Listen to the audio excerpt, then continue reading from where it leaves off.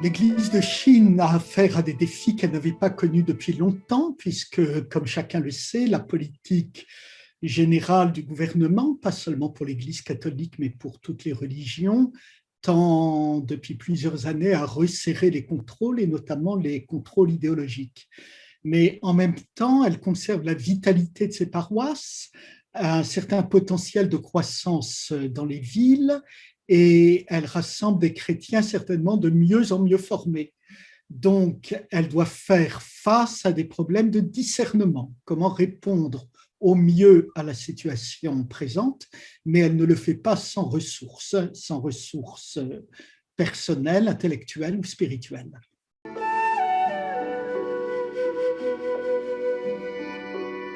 Il faut nous rappeler que l'Église de Chine, elle est dans une situation extrêmement difficile depuis maintenant plus de 70 ans. C'est-à-dire, c'est quand même une Église qui a survécu un petit peu envers et contre tous. Elle a eu les 10 ans de la révolution culturelle.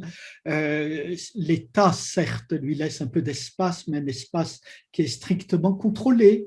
En 1950, quand elle a dû se débrouiller d'un seul coup toute seule, les défis étaient multiples et beaucoup l'ont payé de leur vie ou par plusieurs décennies de prison.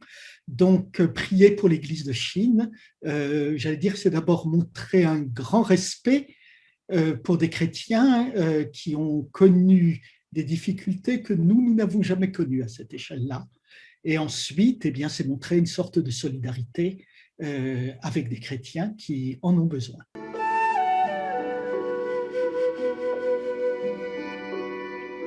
Je prierai surtout pour qu'elle puisse être unie.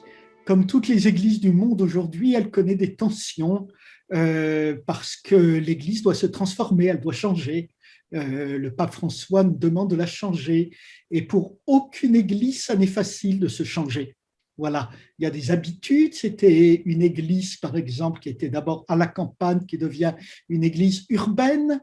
Elle doit, comme je l'ai dit, en permanence s'adapter pour savoir comment survivre, mais survivre dans la dignité et la vérité face aux directives gouvernementales. Donc, c'est une Église qui doit faire face à des discernements et devant faire face à des discernements, comme c'était le cas déjà au premier concile de Jérusalem, il y a des avis extrêmement différents qui parfois deviennent tranchés et qui peuvent dégénérer en attaques personnelles.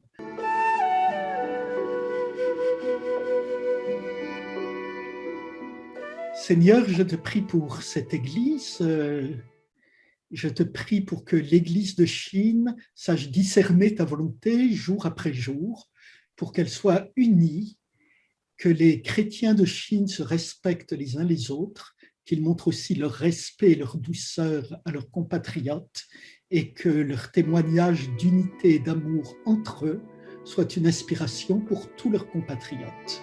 Amen.